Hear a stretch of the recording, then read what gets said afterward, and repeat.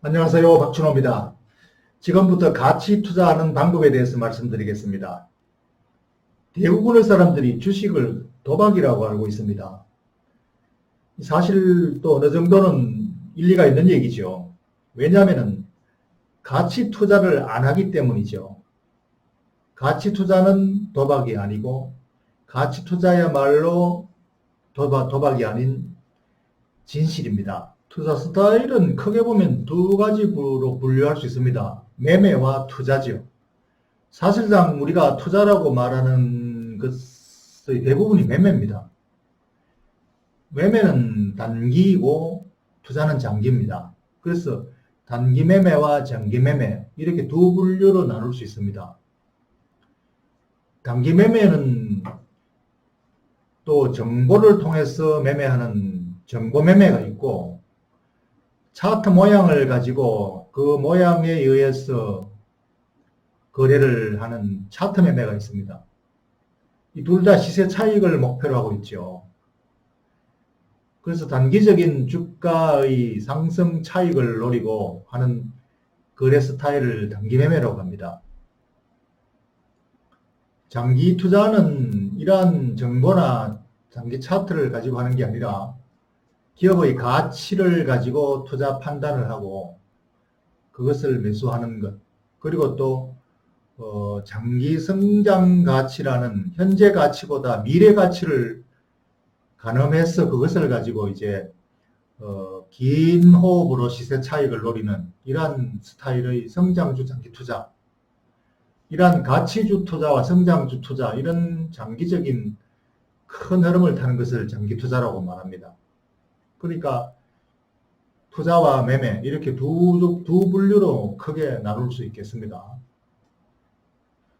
그런데 사실 단기 매매는 이러한 정보를 통해서 남보다 더 빠른 정보 그리고 남이 모르는 이 차트의 비법 이런 것을 이용해서 나보다 더 어리석은 사람 또는 나보다 동작이 느린 사람보다 뭐 그런 사람들을 이용해서 그 사람들로부터 손실을 보게 하고 내가 이익을 취하는 그런 방식의 거래인데 이걸 말하자면 도박입니다. 사실 주식시장의 대부분의 거래가 이러한 매매 행위이고 그래서 주식은 도박이다 이렇게 말들 하는 거죠. 지금 정보의 모든 공유화가 돼서 이 남보다 앞선 정보, 고급 정보라는 게 있을 수가 없습니다. 그러니까 정보 매매는 사실 그 정보는 가짜죠. 차트 비법, 차트의 매매 스타일, 차트의 그 도구를 모르는 사람이 거의 없습니다. 주식시장에서는 웬만한 사람은 이 차트 기법을 다 알고 있습니다. 그러니까 누구나 아는 이러한 도구는 나만의 도구 비법이 아닌 거죠. 그래서 결국은 도박일 수밖에 없는 거죠. 장기 투자 중에서 진짜로 투자라고 우리가 지칭할 수 있는 것, 합리적인 방법으로 투자를 할 수 있는 것이 가치주 투자입니다. 성장주 투자도 뭐 투자의 영역에 있긴 하지만 이건 조금 뒤에 얘기를 하기로 하고요. 이 가치주 투자는 투자 주식을 보유해서 발생하는 소득이 원래 목적입니다. 배당금. 그리고 기업 실적 성장에 따른 주가 상승은 부대적인 효과. 기업 실적이 증가하면 결국은 주가가 올라가게 되는 기업 성장에 따른 주가 상승. 자연히 따라오는 효과죠. 그래서 이것은 단기적으로 목표로 하지 않고 장기적으로 추가적인 목표가 되는 거죠. 2차적인 목표가 되는 거죠. 왜 가치주 투자만이 진실인가? 이걸 좀 더 설명하기로 하죠. 최근에 이 홍성국 씨가 수축사회라는 책을 통해서 이 사회적 갈등 요인이 수축사회가 되고 있기 때문이다.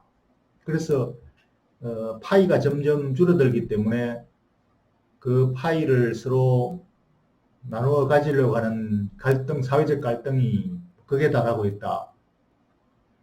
이렇게 해서 사회를 진단하고 있는 책이 나와 있습니다만 저는 뭐 일부 공감이 가는 부분이 있기도 하고 일부는 또 공감할 수 없는 부분이 있기도 하는데, 여기서 이 사회적 갈등을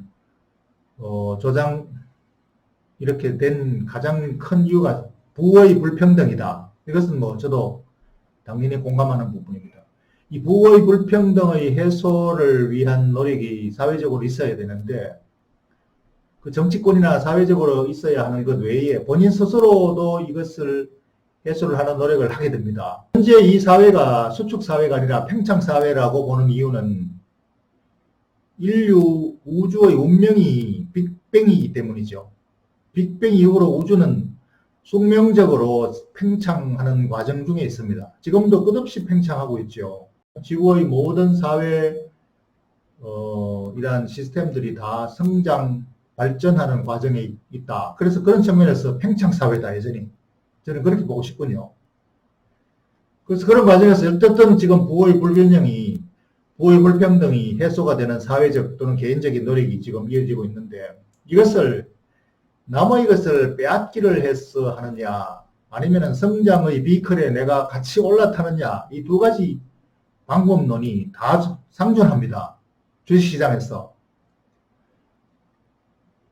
남의 것을 빼앗기를 하는 것이 바로 트레이딩입니다. 매매. 나보다 어리석은 사람을 이용해서 빼앗아 오는 것. 제로섬 게임이죠. 남의 어리석음이 나 이득으로 돌아오는 것. 그러한 방식을 택하는 것이 매매고, 성장의 사이클, 성장의 비클에 같이 올라타는 것. 이것이 바로 가치 투자입니다. 기업의 성장에 그 파이에 내가 올라타는 것이 가치 투자죠. 그래서 가치 투자야말로 진실이다. 이렇게 보는 겁니다. 그러면 가치 투자의 방법을 어떻게 하는 것이냐, 이걸 설명드리죠. 가치 투자의 원리는 아주 단순합니다. 주가를 사는 것이 아니라, 주가의 오르고 내리고를 예측하는 것이 아니라, 그 주가의 행위에 다른 사람의 생각을 또는 행동을 내가 남의 속을 읽어내는 것이 아니라 기업의 실적을 사는 겁니다. 기업의 실적은 이렇게 나날이 성장하죠. 변화하죠. 물론 뭐 때로는 수축하기도 합니다만, 기본적으로 성장, 변화, 발전시키려는 끝없는 노력이 기업에서 이루어지고 있죠.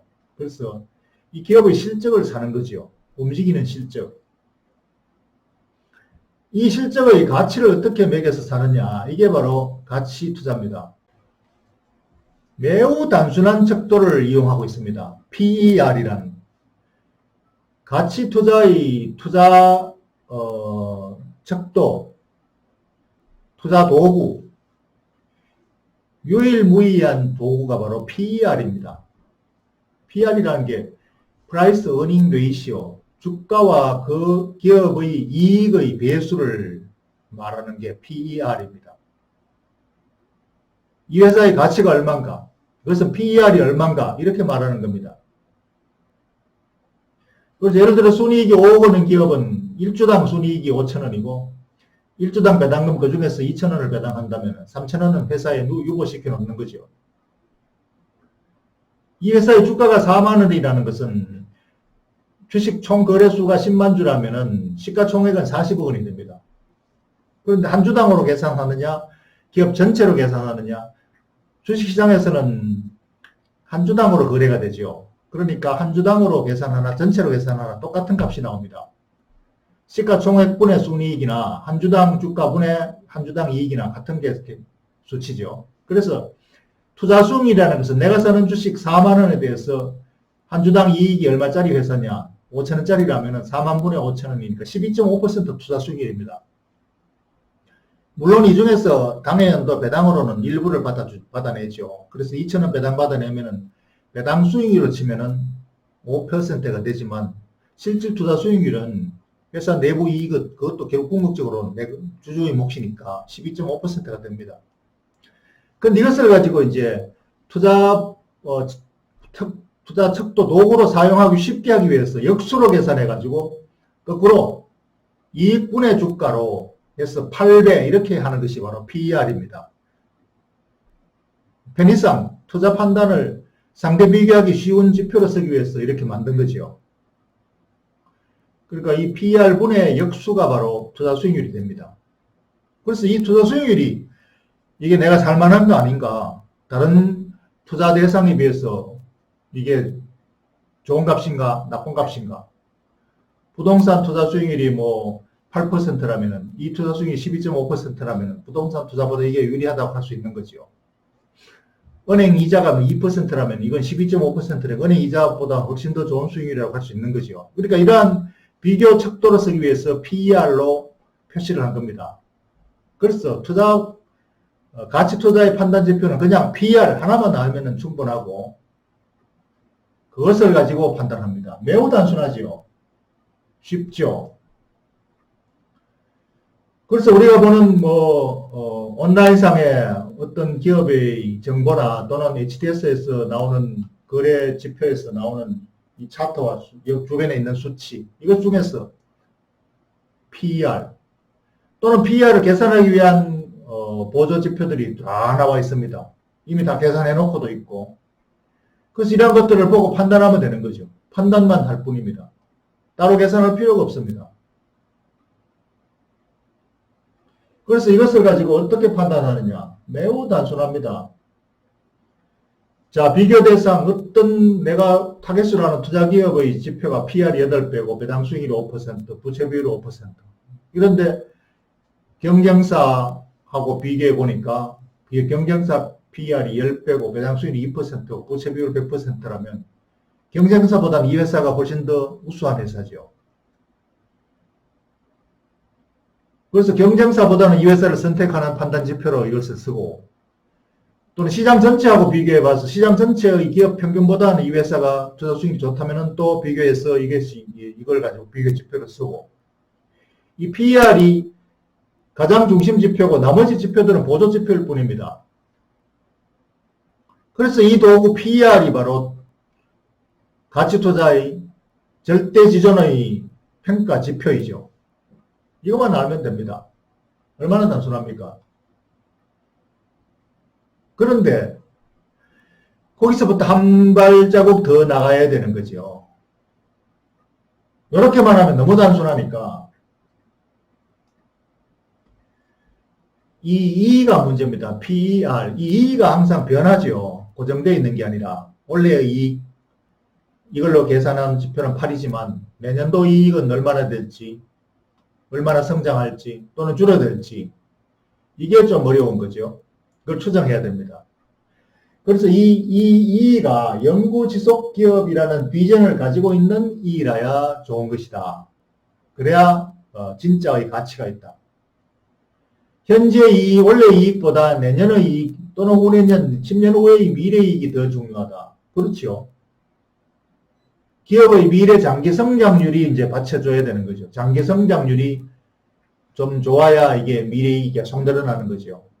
그래서 이런 것들이 이제 개성이 들어가야 되고, 질적인 회사의 그 평가가 좀 더 보완되어야 된다는 겁니다.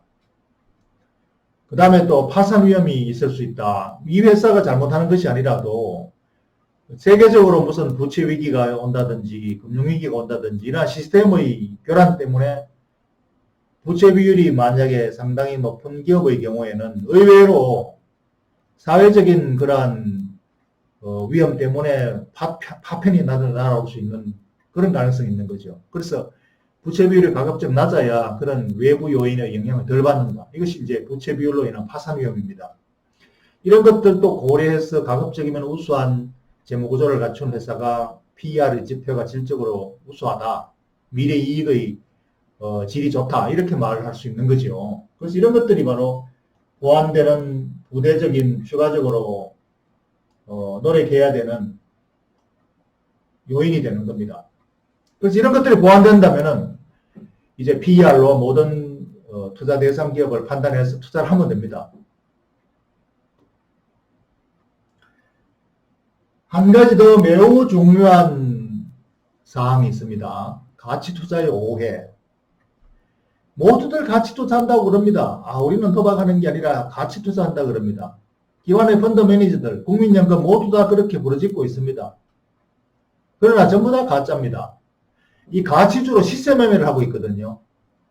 박스권 매매를 한다든지 저가 매수 고가 매도 한다든지 장기 보유로 인한 소득과 그로 인한 기업 실적 성장에 의한 장기적인 주가 상승을 목표로 하는 것이 아니라 PER 지표를 가지고 가치 투자의 지표를 가지고 주식은 사되 주가가 오르면 팔고 좀 떨어지면 다시 살려고 또 팔았다가 떨어질 때 기다렸다가 아니면 샀는데 떨어지면 손절매 해버리고 다시 또 이런 식으로 결국은 시세 매매를 합니다. 그러니까 가짜 가치 투자죠. 국내 기관 투자자들이 모두가 지금 이러한 패턴에 빠져 있습니다. 그래서 주식을 도박이라고 불러도 무난하고 사실은 뭐 할 말이 없는 거죠. 그래서 이러한 가짜 가치 투자를 하면 안 된다. 이건 가치 투자가 아니라 시세 매매입니다. 가치주의 탈을 쓴 시세 매매죠. 그래서 특히 초보 청년이 가치 투자를 해야 하는 이유, 바로 지금까지 다 설명한 내용 그게 전부 사실 다 들어있죠. 근데 한 번 더 설명을 드린다면, 좀 다르게 설명을 드린다면, 초보 청년은 다들 근로시장에서 근로소득으로 하고 있죠. 근데 이 근로소득을 영원히 근로소득만 하면은 안 된다. 이것을 그래서 월급의 일부분을 주식을 가치주를 사서 사모아서 사업소득으로 보완시키고 궁극적으로는 근로소득을 전부 사업소득으로 대체할 수 있는 그런 과정으로 들어가는 게 바로 가치투자입니다. 그래야만이 종업원에서 사업가로 신분 변화가 이루어지는 겁니다. 그 과정이 안 들어가면 끝까지 종업으로만 남게 되는 거죠. 그래서 종업원에서 사업가로 신분 변화를 하는 등용문이라고 할 수 있습니다. 가치투자는. 그리고 그런 과정을 평생 동안 계속 이어가면서 의사결정 훈련이 되고 그건 바로 자주적 인격 성장에도 도움이 됩니다. 더 노골적으로 얘기하자면 영리한 단기 매매로 당신은 돈을 벌 수 없습니다. 당신만큼 영리하지 않은 사람이 주식시장에 없습니다. 주식시장에서는 당신보다 더 바보가 없습니다. 모두들 남의 돈을 빼앗으려고 영리하게 매매를 합니다. 거기서 당신은 마지막 바보가 될 확률이 99%입니다. 스마트한 것 같지만 스투피드합니다. 그러면은 성장주 투자는 어떨까요? 가치 투자자는 아무래도 너무 느리고 오래 걸리고 좀 재미가 없을 것 같습니다. 그래도 주가가 많이 단기간에 올라갈 수 있는 성장주 투자를 하면 안 될까요? 물론 성장주 투자도 투자입니다. 이것은 단기 시세 매매는 아닙니다. 그러나 이것은 미래 성장 가치를 예측해야 되는 예측력이 필요하고 그런 미래 성장을 고성장을 하는 회사라는 것은 신기술 개발, 기술 혁신, 신약 개발을 하는 이러한 회사들인데 신시장을 창조해내는 기업인데 이걸 판별해내는 능력을 선관을 가지고 있어야 된다. 결국은 투기적인 의사결정이 많이 가미될 수밖에 없는 고위험 시장이죠. 그리고 이것을 이제 좀 확률을 높이려면은 당신의 상상력을 개발하고 인생 경험을 좀 더 쌓고 이러한 통찰력이 커질 때 좀 더 이 투자를 좀 쉽게 할 수 있다. 그러니까 초보 청년들은 최소한의 관심은 가지되 또는 훈련을 위해서 약간의 투자는 조심스럽게 해보되 매우 제한적으로 해야 된다. 뭐 이런 정도의 좀 조심을 하면서 이 투자는 충분히 할 만하다. 또 외면해서는 안 되는 시장이기도 하다. 이런 관점으로 뭐 정리하면 되겠습니다. 가치 투자로 장기 투자를 할 때 그때야말로 만곡필상입니다.